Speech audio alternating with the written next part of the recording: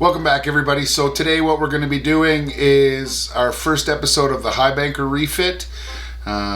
So basically we're going to go to the garage.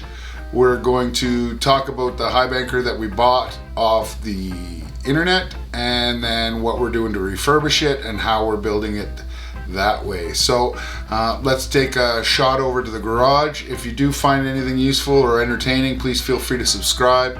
Hit the like button, turn on your notifications, yeah, if you see anything in this video that you find interesting, or maybe you've done something or a different way or whatever, feel free to leave a comment down below. I respond to comments very quickly. So yeah, let's get over to the garage. Alright guys, like we talked about, this is the Highbanker. Welcome back to the channel, and this is going to be the Highbanker rebuild. This is a budget Highbanker that we got off of Facebook.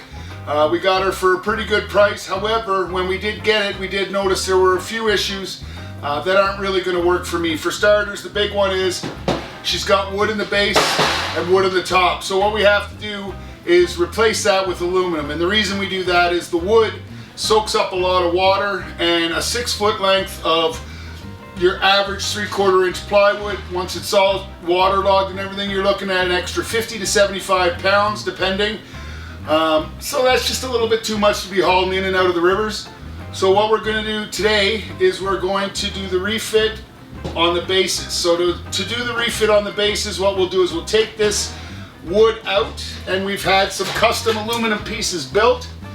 You can get this done at pretty much any of your local metal machining shops. They'll do it as a side project, so it's not going to cost you a crazy amount of money. I believe these pieces here cost me about $100, $130-ish, but that's for the aluminum itself. It's a 1/16 inch sheet aluminum, and then they put it on the bender and bent it to my specifications. So it's pretty sturdy, good stuff. And what we're going to do after that is do the top piece, which I also have another little piece of aluminum. Again, they bent that at the same time they did that one, so right on, Bob's your uncle. So the first step, like I said, we'll get rid of this wood. The bottom one isn't really attached in, the top one's bolted down a little bit. So let's just go ahead and start taking the wood out. 1/2-inch wrenches, and just take these bolts out. Now, as an amateur miner, you're going to have all kinds of extra bolts and stuff left over. Keep them in a zippy bag, because you never know when they're going to come in handy out in the field. Alright, now if you're trying to do this yourself at home, save a little bit of money and you don't want to go to the fab shop, the big thing is measure twice, cut once, because this is very important. You don't want a lot of excess water leakage. You don't want a little bit of a gap. That's where your heavy particles are going to go, and the heaviest particle that you're going to be dealing with, there's two of them. There's black sand and gold, and that's the whole purpose you're out there. So make sure that you measure it twice, cut it once, get an exact fit. And yeah, so now I did notice that there is a pretty flimsy grate here that they've used instead of bars. So what I'm going to do is I'm going to remove this as well, and we'll look at the bar situation after we get everything else squared away. So I'm just going to go ahead and take that off and then continue with the aluminum. That's not going to stop any rocks whatsoever. Really, it looks great, but it is ineffective for the purposes of river mining. Alright, once you get your wood off, all your other unnecessary parts that you're going to not use, you're going to find that there'll be a little bit of dirt or whatever. And if it's an old Highbanker that you've been using, maybe you bought one pre-made from a company, that's fine too. We are always upgrading our equipment. So one of the things you really want to make sure of is clean. All the little particles are gone, because what you're going to use to secure the trays, you're going to want it to be nice and clean, so you get good adhering of the product. So you just give it a little brush down real quick. Again, it's not rocket surgery or brain science, so you just keep it as clean as possible. It doesn't have to be perfect. Alright, once you have that done, you can go ahead and start fitting your stuff. Just make sure that it actually is going to go exactly where you want it to. So we'll start off with the top piece. and we'll just try to get it into place. Now it should be snug. You want it to be snug. Again, I'm not an affiliate with anybody. I don't get paid to talk about any of these products. I'm just trying to come to you with what I think is best. If you have a better idea, again, leave a note in the comments. Maybe we'll have to switch it up. But for right now, for my purposes, I'm using Permatex The Right Stuff. So it's a 1-minute black gasket. And basically all I'm gonna do is I'm gonna put it between the lips of my base and the body itself. And that supposedly, it's gonna be watertight. It's good for when you have lots of vibration, lots of liquids, and it's just going to keep it in place so that none of the little particles are going to go where we don't want them to go, which is into our pockets. So that's what we're going to use. And I've never worked with the stuff, so let's just go ahead and give it a try. Well, that was a chore. So what the issue was is we had measured and cut so perfectly, like we described earlier in the video, that it was so snug we didn't really have any room to put the gasket on, the black gasket material. So what we had to do, we flipped it upside down, pushed this as far away from where she's gonna sit as possible. We're gonna splash the gasket on, and then I'm gonna get my father to help me flip it over, and then push gently with the watch tool in place. Now when you do that, because it's only 16th inch aluminum, you're going to want to use a rag or maybe a little piece of lumber or something like that, because you don't want to be leaving these marks in your tray. You want that to be as free flow of water as possible. So we'll go ahead, we'll throw the gasket onto her, flip it over, tap it into place, and that'll be the end of this particular evolution. So we're going to go ahead and do that now.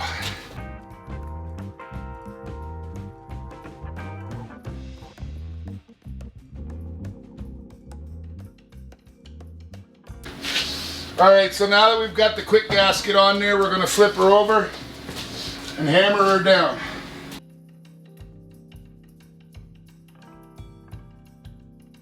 Alright guys, we're going to let that set for about 15 minutes and then we will get on to the next phase.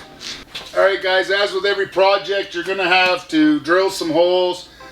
There's some bolts that are structurally in this that I did oversee, so I'm going to have to drill out some holes to make sure that everything fits nice and snug. So we've gone ahead and used a paint marker to go ahead and go through the holes underneath up to where I need to drill the hole. Now, when you're working with any kind of power equipment, first thing you want to make sure is you got gloves, you got your safety glasses on, and you're all well protected. So, you know, if I'm doing something wrong, don't do that. All right, let's go ahead and drill these out. Hole number 1. Hole number 2. Make sure your gear is always off before you walk away from it. You don't want somebody to accidentally walk up and get caught up in the gear. Make sure your clothes aren't loose and flapping about. Jackpot! I got a couple more pieces that I got to drill out. That's going to be pretty boring stuff. So we'll cut her here and come back when everything's drilled out, ready to put back together. All right, so when we took the machine apart to put the tray in, we noticed these holes in the back. So the water would have hit this and went right through it with gold particles, whatever in it. So what we did was we cut this piece of aluminum and we gasketed it in so that the water will hit that and then go down the rest of the sluice. So we're gonna go ahead and put this backer plate back on right now, and you can go ahead and watch that happen. We'll speed time up a little bit for you.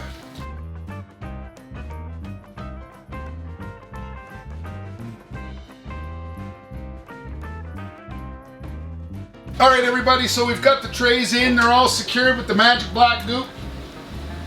And give you a shot from this angle.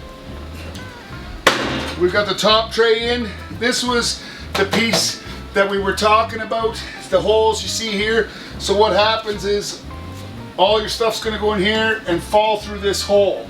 So it's gonna have a backwards motion. So if we didn't fix these holes here, it would have a backwards motion right out in here into our pile, and we don't want to do that. So we just closed it up with some aluminum, and yeah, so I think that's going to be it for this episode. I think we'll call her there.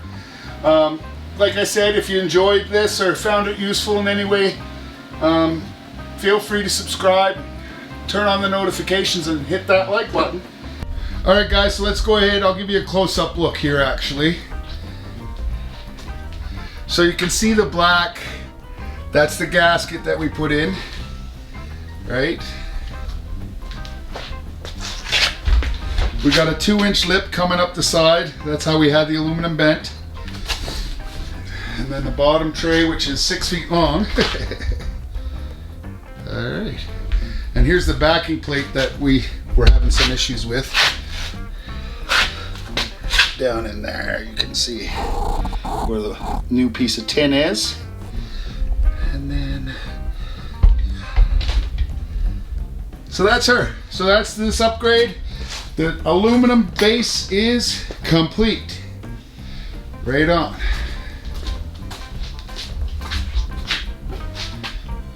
All right.